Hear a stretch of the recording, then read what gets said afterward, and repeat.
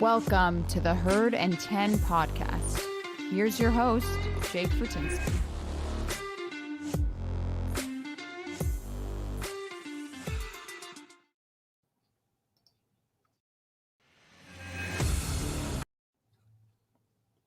Hey everyone, welcome to another episode of the Herd and 10 podcast. I'm your host, Jake Vertinsky, joined by my co-host, former Buffalo Bill defensive tackle Corbin Bryant.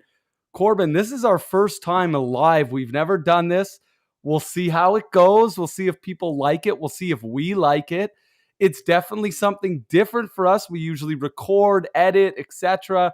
We're just putting it all on the line today. We got a lot of things to talk about today because the Buffalo Bills absolutely slapped the New England Patriots. They did it in beautiful fashion. Josh Allen was just unbelievable. I mean, I have never seen Josh Allen play at this level. I have never seen any quarterback play at this level. We're going to talk about all the details about this because the Buffalo Bills put on the greatest offensive and arguably one of the greatest defensive performances that this world has ever seen. And I am proud to be a Buffalo Bills fan. I'm proud to be sitting beside a former Buffalo Bills player. Corbin, let's start by doing a little review of the Buffalo Bills versus the New England Patriots. Let's talk about the game. Let's get your take to start this out. Well, let me just say this, man. What we witnessed on Saturday was just something like you couldn't even have dreamed about a victory like that. Like we were playing against a rival, the New England Patriots, Bill Belichick, mastermind defensively. We were expecting Bill to come out with something, with some type of scheme to stop Josh. And one thing that I saw that we talked about last week on the podcast was that, okay, they're going to try and flush Josh to his left, so he'll have to kind of throw across his body a little bit. But I didn't see any of that. They weren't generating any pressure.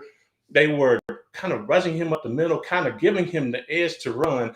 And when you give a player like Josh Allen that kind of access to run, I mean, it seemed like that first run that Josh made, it seemed like he turned it up a notch, because there is a difference. There's a difference between preseason speed, there's regular season speed, and there's playoff speed. And then you go on. Super Bowl is a whole different stratosphere from what I've heard from guys that have played in it.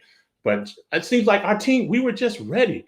Like in the past when I was playing, it seemed like we were, a little bit scared to play against the Patriots. Now this team, we rule the FC East. We're not worried about the Patriots coming in here. Now, when you look at the Patriots, they have a young quarterback. They're a team that relies on the run game to get the pass game going, and they had only 80 yards rushing. Obviously, we have the number one defense in the league, but they only had 80 yards rushing. And when you're that deficient in the run game, especially against a team like us, Mac Jones is not going to be able to do anything. They had one drop pass. My guy made an incredible play. Kudos to him. I mean, an all-pro player, fantastic player. But when you have to put the game in Mac Jones' hands as a young player, it's not going to end well for him, especially playing against a great team like us. So when you put it all together, masterful performance, all three phases, fantastic. I can't wait to see what we do against Kansas City this weekend. It's definitely going to be interesting. I think we should expect it to be completely different than anything that we saw this past weekend. Let's talk about what we saw in Devin Singletary, because this guy is just blowing my mind. We have been putting out episodes every single week talking about how the Bills need a run game. That run game is here, and it's not just here. It's in the forefront. It makes a big difference to this Buffalo Bills team. It makes Josh Allen's job dramatically easier. And when I look at this, I'm starting to see a formula for just beautiful success, because it's not like this was all Josh Allen or all Stephon Diggs, or everyone was getting involved, and that includes Devin Singletary. There is one concern that I have with the run game, and that's the fact that we don't really have a backup running back.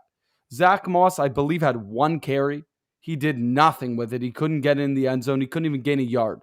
He has not been the answer this year, but Devin Singletary appears to be the answer now. Let's say he is the answer. Who is our backup running back? Is it Josh Allen? Because Josh Allen is still putting up huge numbers running the ball, right? I mean, I know you don't want to see him run so much. You don't want to see him get hurt, God forbid. But really, Josh Allen has put it all on the line. And at this point in time, I'm not concerned anymore. This is playoff football. If Josh wants to take off, go ahead. I don't care. If he has to take an extra hit to gain those extra yards, at this point, I don't care. I'm not saying I want him to get injured, but I don't care if he's taking off more than he is throwing. Now, I don't think there's going to be an issue with him passing in the pocket against the Chiefs, but if he has to dance around and start carrying the ball, I'm okay with it. So I guess my question for you is Josh Allen our backup running back to Devin Singletary? And is that concerning at all? Jake, Josh Allen is our do everything guy. You can put him anywhere and he can do anything for you. I'm not going to call him our backup running back. He just does what he does best when the pocket breaks down, or when we do a wide sweep to the right, running around those pulling guys like Morris and all those big fellas. But when you look at our running back depth, that's not something that I'm worried about or concerned about, because Devin Singletary has been running well. We know that. We've seen that for the past month. But we are running back by committee. Like, if something happened to Devin, in which we hope it doesn't, because he's running like his hair is on fire and he's playing at a level that we have never seen him play before. But if we have to put Zach Moss in there and our offensive line is blocking the way that they have, I'm not worried about it. I'm not worried about trying to decide if we need to put Matt Breida back in there or get somebody from the practice squad.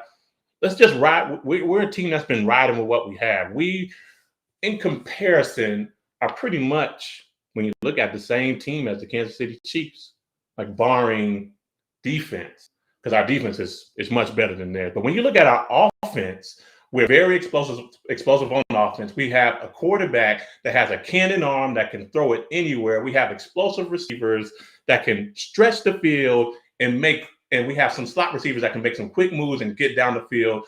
And as everybody saw on Saturday, we got a guy in Dawson Knox that has just been playing out of his mind this season. Have you had some times where he's made some drops here and there? Yeah, I mean, he's human. But we have a tight end that's been playing some fantastic ball. So the last thing I'm worried about is the run game. We run the ball to keep other teams honest. You have to run the ball some. They're like, you can't kind of pull what the Patriots did some weeks ago and just do one thing and just expect something great to happen. We're just going to continue to be who we are. We're going to stretch the field. We're going to hit Beasley. We're going to hit Isaiah McKenzie on some short routes, and we're going to continue to be creative, just like our opponent, the Kansas City Chiefs, are. This is going to be such a fun matchup to watch. It's really going to come down to red zone play, and I'm sure we'll get into that a little bit later, but that's what it's going to come down to, because both teams are so explosive that you have to play the umbrella over the top, and whoever wins inside the 20-yard line, that's going to be the winner of the game this weekend. I think it's time that we give some love to Ryan Bates. What he has done on this offensive line is shocking. He was pretty much a nobody, a journeyman. He was expected to be the Buffalo Bills' backup center, and he comes in because, of course, we saw nothing from Cody Ford. John Feliciano was mediocre. Then he goes down with an injury. And now we have Ryan Bates playing left guard, and he looks fantastic. When I look at this Buffalo Bills offense, they were really struggling. Ryan Bates steps in, and all of a sudden, everything magically works. The run game has gone from 0 to hero, 0 to 100. This run game had nothing. We could get nothing going. We were barely gaining a yard or two. All of a sudden, Ryan Bates steps in, and we have Devin Singletary gaining 5.1 yards a carry against the New England Patriots, who, might I mention, have a really good defense. They had the number 2 defense in the entire NFL, and we made that defense look like junk, look like trash. And part of that's got to fall on Ryan Bates. I love what he's doing. Corbin, as a former player, particularly being a defensive lineman, what is your view on a guy like Ryan Bates who comes in? He's being in a prove it moment, essentially. He's being asked to step in, do a job that no one has done well, and he is just taking that and he's running with it. I feel like you have a lot of connections to that because you came in the league, you bounced around, you got to Buffalo, you proved yourself, and you got on the field and you got going and you got stuff done. That is what Ryan Bates is doing right now, and you better believe he is a key piece in this offense, and I would love to keep him next year for hopefully a small deal because I don't want to pay him too much. I don't think the Bills have a lot to pay him, but man, this guy is looking incredible. What he is accomplishing is something that I think is just shocking Buffalo Bills world and all of Buffalo. Well, let me tell you what Ryan Bates has, okay? And everybody in the league does not understand this. Ryan Bates has the heart of the undrafted free agent. And as a guy that was undrafted, it is a different beast trying to climb your way up an NFL roster. You pretty much have to wait for your opportunity to perform because this is not college ball. Everybody's not going to get an opportunity. Like anytime a first round pick or second or third round pick comes in, they're going to jump you no matter how great you've been playing until you get that contract. So he's playing with some grit. He's playing with like his job is always on the line. Like he's standing in there. Now, granted, he's got some help around him. Spencer Brown's been playing well. I think the whole entire offensive line has been playing well. But we finally found that guy that has that toughness to stand in there and not get beat in one-on-one matchups. Ryan Bates, am I going to say like he's the savior? No, like he's in there and he's a guy that's just doing his job. He's doing what Brian Dable and the other parts of the offensive staff are asking him to do, and he's playing well, and he's playing well enough to where he can have a chance to start next year. I don't believe he's up for a contract this year. Maybe a exclusive rights free agent or something like that. So it's not anything big, but the way he's been playing, he's on track to be one of those undrafted free agents that plays 10 years in the league, as long as he can stay consistent.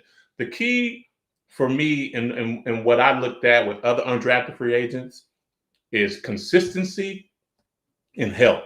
You have to play consistent because at the end of the day, the GM and the personnel staff, they're always out there looking for guys that are better than you. No matter what position you are. So he has to continue to be consistent. He has to continue to put it on tape that he's the guy. And if he continues to do that and he stays healthy, he might be our guy.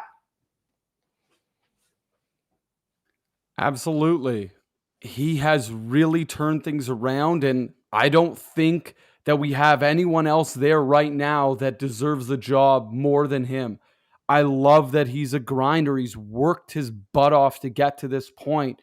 And I just wanted us to take that moment to talk about him, to give him the love, because he is one of those guys where in a championship caliber team, and that is what I'm going to call the Buffalo Bills from now on, that is what they are. They're going to need guys like Ryan Bates to step up. It's not just going to be the superstars. You're going to need more than that.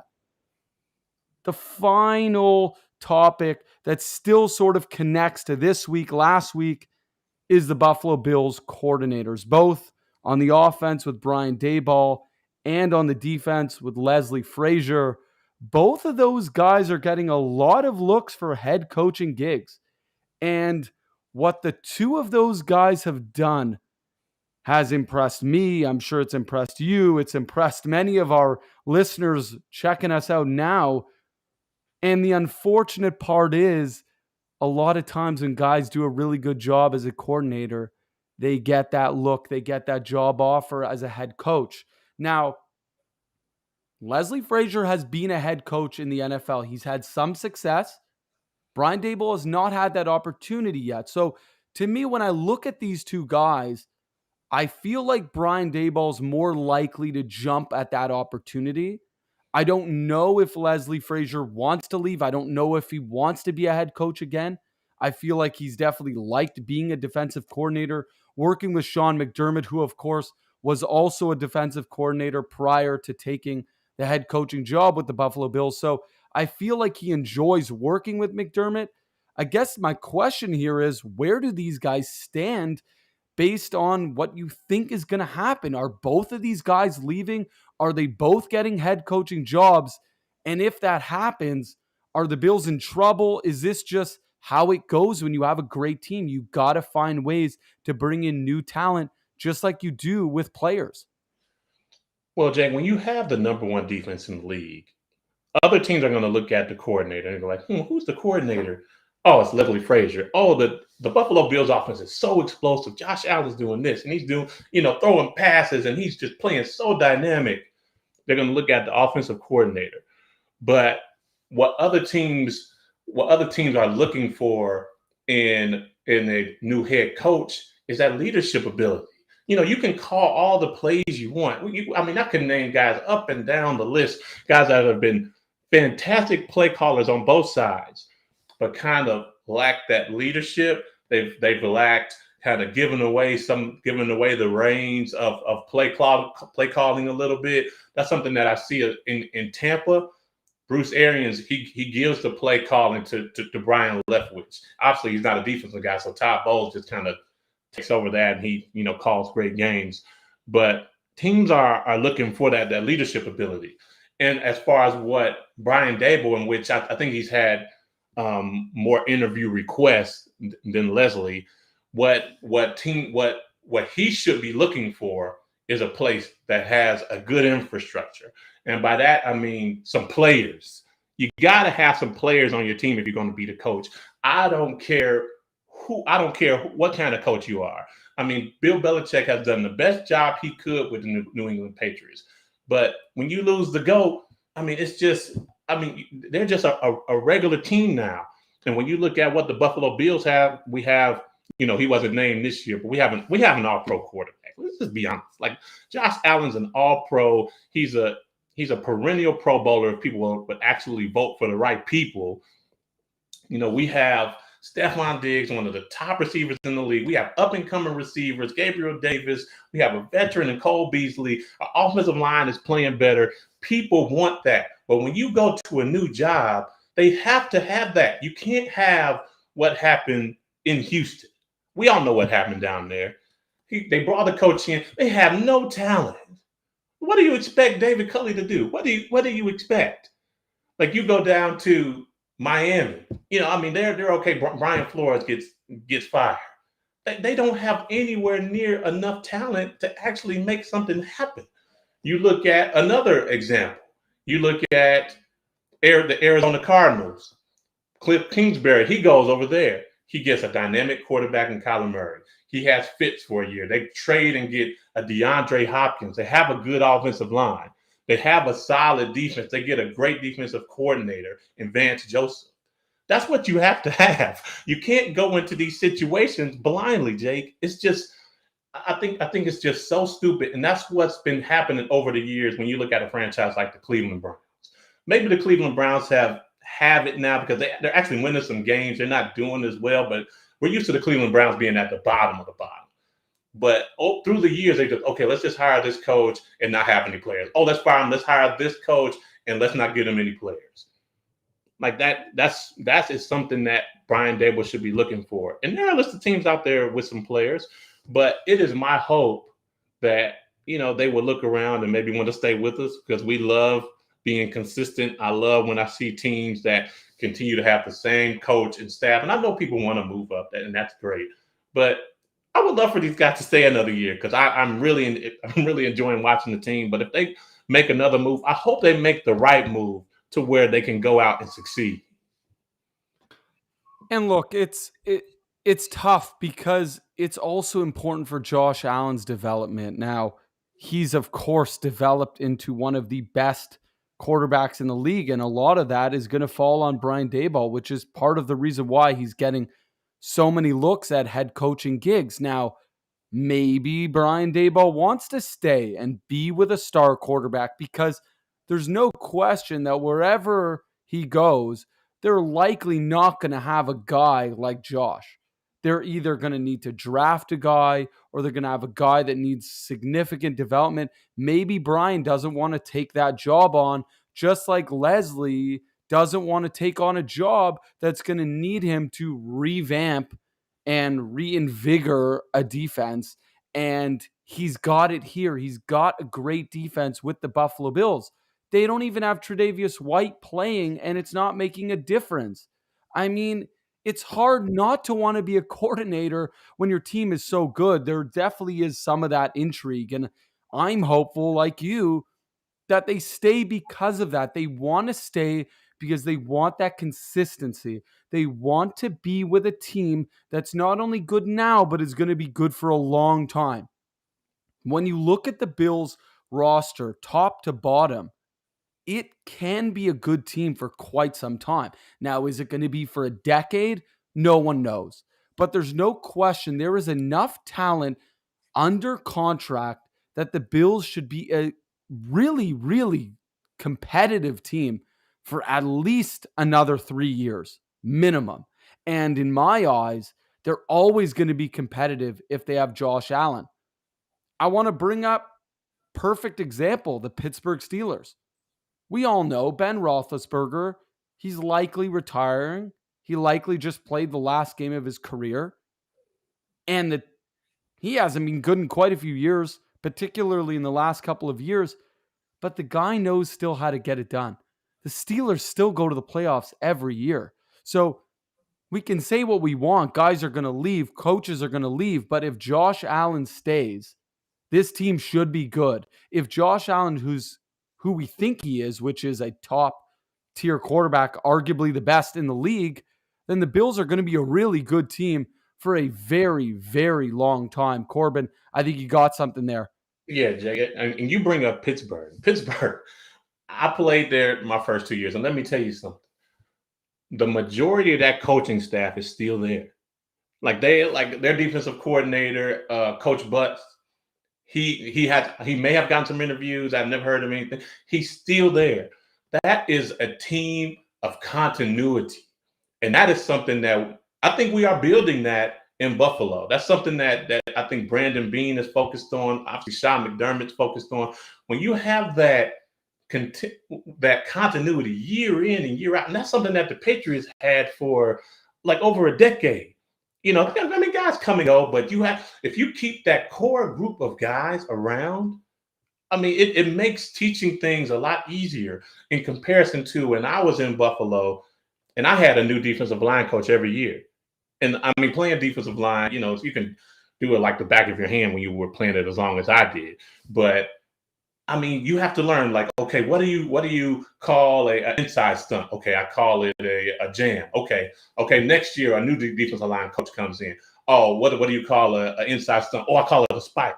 Like, okay, and you just continue to redoing things in your mind. And I can't imagine a quarterback having a new offensive coordinator, quarterbacks coach every year. I mean, that's just mind-boggling. So that consistency, it really with coaches, it really helps teams develop.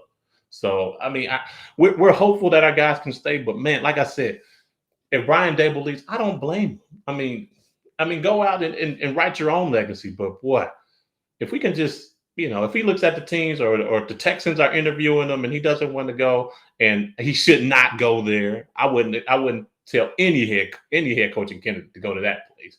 But that's a whole nother story. But let's hope we can keep him in the house. We'll see what happens. So I got to take a jump back now, back to the Buffalo Bills and Patriots review, and then we're going to move forward to the Kansas City Chiefs. But I had to take a moment to list off Josh Allen's stats because they were just out of this world. They have to be noted. Anyone listening, you got to just be happy. I don't think you will ever see that performance ever again. And it's not to say Josh Allen won't be good. He's going to be great. But that performance is something that we probably will never see from not just Allen, but from anyone ever again.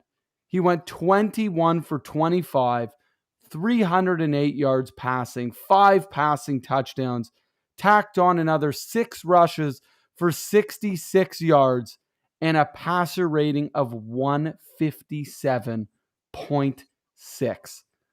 That is just spectacular. That's Like a man there on is, mission. like we could talk about this for days, how unbelievable it was. I feel like I can barely remember a pass that didn't look incredible. And it's not even just that he went 21 for 25. It's some of the passes he made. The touchdown pass, the first drive to Dawson Knox. He's running out of bounds. He puts a beautiful floating touch on it for Dawson to get it at the back of the end zone. No one else can get it but him. Just some of the ball placements on these passes were just perfect. They're things that are just beautiful. It was like a movie. It was fake. It couldn't have been a better story. It was, we've been beat up by the Patriots for 20 years. The Buffalo Bills fight to win the division this year. They're out of the division. They're back in the division, fighting for that spot. They go and beat New England. They take the division. They have the game in the freezing cold, and they absolutely shellac the New England Patriots. They make the New England Patriots look like a high school team, look like a pee-wee team. And that is something that you don't see every day. If for listeners who do listen every week, if you're new to the show, you will hear Corbin say this a lot, which is every game is tough. Even if you're the better team, every game is really, really difficult to win. This is the NFL. This is the best of the best. These are the best players from around the world. And no matter who you are playing, it's never easy to win. And even though it looked easy, believe me, this wasn't easy. The Buffalo Bills worked for this. Josh Allen wakes up early every morning and busts his ass to get to this level. This is not out of nowhere. We've been seeing the Bills getting better and better every week. When we look at the last few weeks of the season, the Buffalo Bills have looked like a different team. We knew they were going to show up against the Patriots. Now, I didn't expect them to do this. Neither Corbin and I predicted this. We didn't think the Bills would win by this much. We thought it was going to be close. But look, it's not a surprise that Josh Allen had a good game. It's surprising how good of a game. It's surprising that it was against the Patriots, who we thought would be more prepared. But I feel like in this scenario, the Patriots could have prepared as much as they wanted, but at some point, talent prevails. And in this case, the Bills were the more talented team, and they showed it. I want to now turn our heads to this upcoming weekend because the Bills have a tough one ahead of them. They are playing the Kansas City Chiefs, the one and only Kansas City Chiefs. They got Patrick Mahomes, Travis Kelce, Tyreek Hill. They now have Jerick McKinnon, who looks really good. What do we need to do, Corbin? How do we beat the Chiefs? Because we beat them earlier on in the season, but you and I know the Chiefs are not that same team. What do we need to do to win? What do the Buffalo Bills need to do to beat the Kansas City Chiefs, the team that they have been preparing for all offseason? All the moves the Bills made this offseason were to challenge the Kansas City Chiefs. Gregory Rousseau, Boogie Basham, signing Emmanuel Sanders to get that deep threat. All of these guys were signed for this weekend. What do we do to win? Well, I got three keys for you, Jake, and everybody else out there that's listening. Number one, We gotta win in the red zone. And people are like, oh yeah, he says that all the time. But it's the truth. It is the truth when you're playing an explosive team like the Kansas City Chiefs. Like you can't let them throw the ball over the top.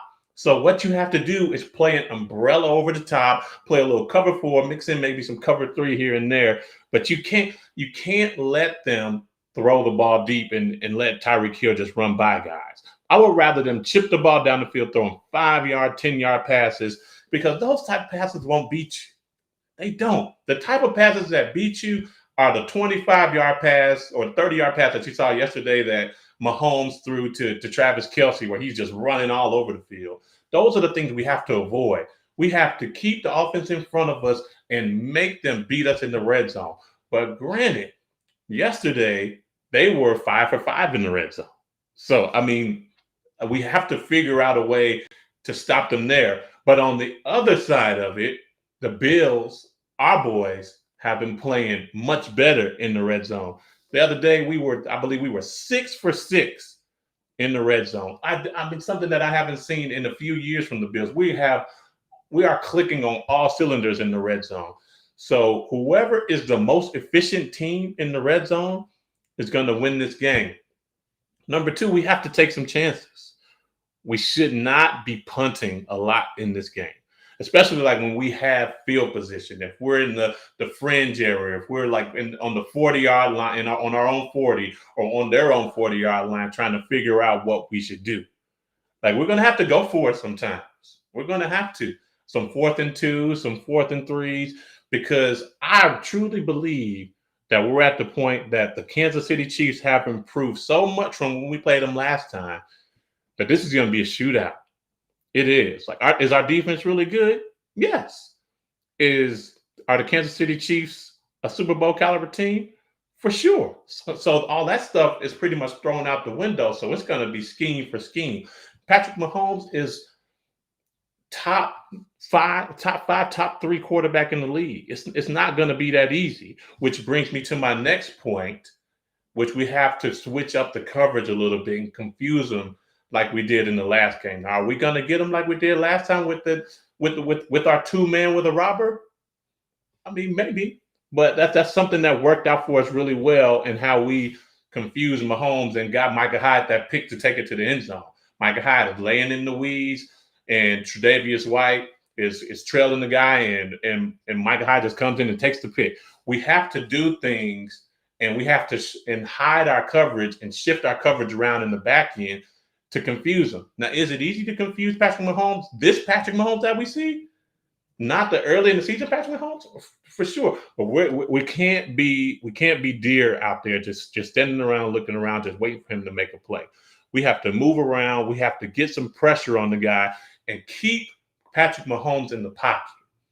If we keep Patrick Mahomes in the pocket, granted, he is pretty accurate there, but when he's outside of the pocket, he's even more accurate.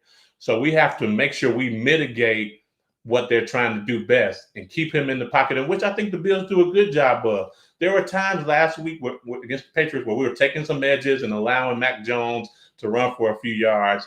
So we have to make sure we contain him, keep him in the pocket, and make him make some throws out of a well and get pushed like Harrison Phillips and Ed Oliver and Starla Tulele, like he did on Saturday as well. So if we do those things, I think we have a win coming up here on this weekend.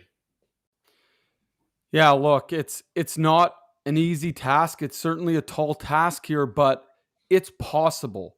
The Buffalo Bills are pretty even with the Kansas City Chiefs. I think the opening spread was 2.5 for the Chiefs, which seems fair considering they're the home team. I get it.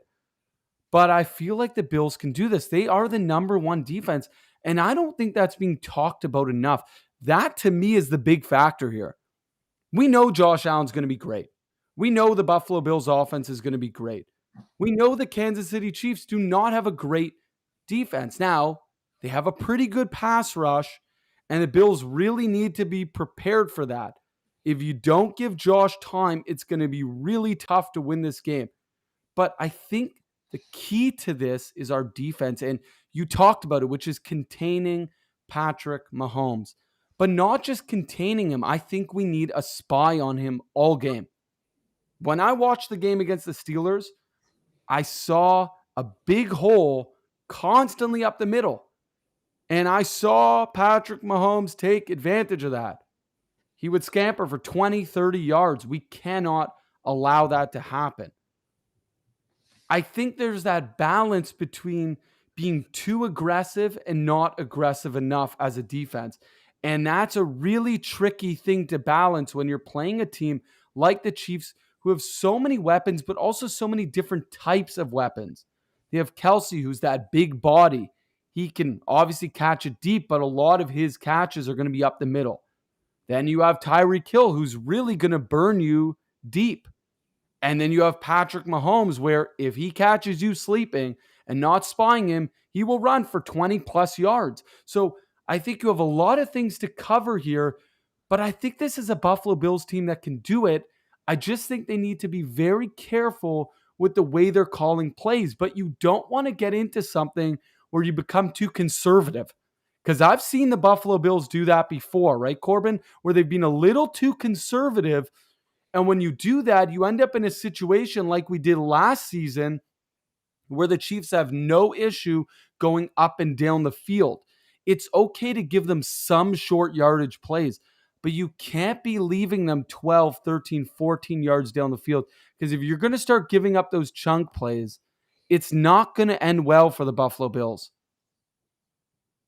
Well, here's the thing, Jake, and I like what you said. I mean, you're going to have to keep your eye on Patrick Mahomes, but as far as like having a spy on him, that I don't think that bodes well for us, mainly because they have so many great receivers out in routes, and having somebody, your defensive line rushing and have one guy spying on them, I mean, that could be detrimental to our coverage. Now, if we have a rush scheme with our four guys where we have whoever's the middle pusher, because there's always one defensive tackle is always going to be double teamed. That's how sliding the line on offensive line works. One defensive tackle is going to have to be double teamed. So if we can designate that guy to continue to push the pocket and somebody that's athletic enough like Ed Oliver to continue to keep his eyes on Mahomes, maybe we do something like that. Not that he shouldn't be rushing, that he should continue to push, but to make sure that he doesn't funnel through those lanes. And there are different things that the defensive line can do to prevent that from happening. But that has to all be game plan based. That we have to, like, when we get those empty packages and we get the running back split out to get out. And when I say split out to get out, that means the running back is so far, like he's lined up right behind the tackle.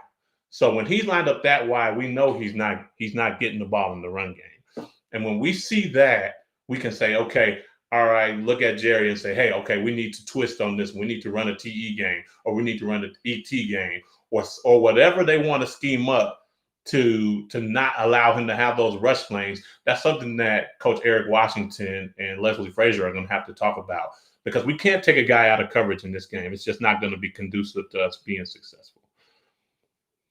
Fair enough. Look, I'm not the expert here. You are, so I trust you. Look, I think the point is whether they need a spy or not, and you got a point. Maybe that becomes a detriment. Maybe it opens things too much in the passing game. But there definitely has to be that awareness. And some of it comes from scheme. Some of it is also just expectations on the player. We need the lineman or a linebacker to just be aware of their surroundings, to be aware that you are playing the Kansas City Chiefs. You are playing Patrick Mahomes. And even if you're not being told to spy, maybe having one eye in your periphery, keeping an eye on him, even if you're in coverage, you do need to be aware of the fact that at any moment, Mahomes can just, boom, go. And you need to be prepared for that. He's not Josh Allen. Okay, let's not get this wrong.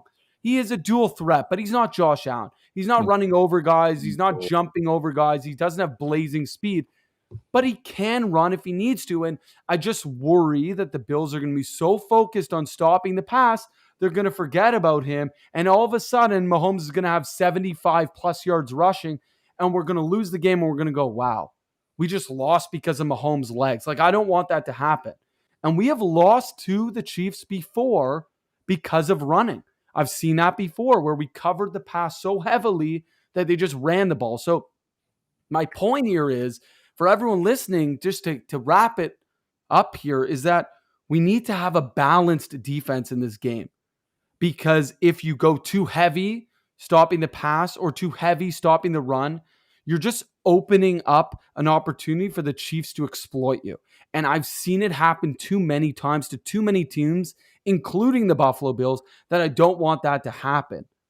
I want to end here by just saying that we need guys like Gregory Rousseau to show up. If there was a game, Greg, if you're listening, if there's a game we need you to show up, this is the game. Jerry, if you have anything left in the tank, this is the game. Star, same story. All these guys, this is it. This is your moment to shine. If you beat the Chiefs, there's a really good chance that you're going to go to the Super Bowl. Really, really good chance. This is the team to beat. In my opinion, when we look at this game, whoever wins is going to the Super Bowl. I think these are the top two teams in the AFC. And this is the game to watch. It's the primetime game. It's 6:30 p.m. Sunday night. This is the game to tune in for if you're going to tune in for anything. And I just feel like this is a time for the Buffalo Bills defense to show what they're made of. We saw it this past week against the Patriots when we look at Micah Hyde and what he did in that unbelievable interception. We didn't even talk about that today because we had so much to cover. But when we look at that, these are the players that can step up. This is the game to show your value, to get that big contract. These are the games. These are the moments where when you look back, you go, that guy is a playoff performer. That guy is clutch. And this is the time to do it. Now is the time. So let's end this with score predictions. We did this last week. You and I were definitely not correct. So anyone listening, we're not saying go and place your bets on whatever we're saying. But look, hey, we watch a lot of Buffalo Bills football. We know the Buffalo Bills. So we're going to give you our best opinion that we can. Corbin, let's start with your prediction on this game. Well, you know me, Jake. I always like to kind of frame it up a little bit before I give my prediction. But here's the thing. This is another thing I forgot to add. Whoever does not turn the ball over probably has the biggest chance. And when you look at what Josh Allen has been doing, he's been playing so much better. He's been a lot more careful with the ball the last 4 games. But when you look at Patrick Mahomes, he's been a bit careless with the ball. He threw 2 picks yesterday. And the week before, he threw a couple picks. So Patrick Mahomes, he has that strong arm, but he still thinks he can fit that thing in there. So I'm looking for the Buffalo Bills to create a few turnovers. I'm thinking it'll be maybe a few picks, some tips. Gregory Rousseau is going to tip a ball, and Micah Hyde is going to catch it, or Matt Milano or one of our guys is going to catch it in the back end. So we're going to create a few turnovers, and that is going to give us a 38-27 win over the Chiefs. Big win moving into the AFC Championship game. I love it. And I got a pretty close one. I have 33-27. And of course, 33-27 for the Buffalo Bills. I shouldn't have to tell our listeners that, but you know I'm going with the Buffalo Bills. At this point, I would have said 34. I feel like the Bills are going to have an extra point miss. It's not going to matter. Everything's going to be okay. But I do think it's possible. We saw some issues. So I'm not going to say we're not going to see those issues again. But I do think the Bills are taking this game. I think this is the Bills' year. I think the Bills are a little more hungry than the Chiefs. I hope the Chiefs don't listen to this show. I hope no one who has any connection to the Chiefs listens to this show, because I don't want to get them going here. I don't want to amp them up anymore. But personally, I do think the Buffalo Bills are a little hungrier. Okay, we've never won a Super Bowl. We haven't been there in a long time. And the Kansas City Chiefs have been there. I think we're going to get our revenge on Sunday night. It's going to be close, but the Bills are going to get their revenge. Josh Allen is going to get over this hump that he has not gotten over yet, and the Buffalo Bills are going to win this one. So I'm going to close out here and just thank everyone for tuning in. You'll see us next week on Monday as well. If you want to check me out on Twitter, you can check me out at jfortinsky NFL. You can see us there. I just flipped that up. You can check Corbin out on Twitter. Just type in Corbin Bryant. You can find him all over the place. The guy's a former NFL player. No problem finding him. Corbin, thank you so much for another great episode. And look, this is the last time I'm saying go Bills before they take on the Kansas City Chiefs. And next week, I think you and I are going to be having a really fun chat about how the Bills beat the Kansas City Chiefs in Kansas City. So, go Bills. Hey, Jake, I'm looking at airplane tickets to SoFi. That's all I'm saying. Go Bills.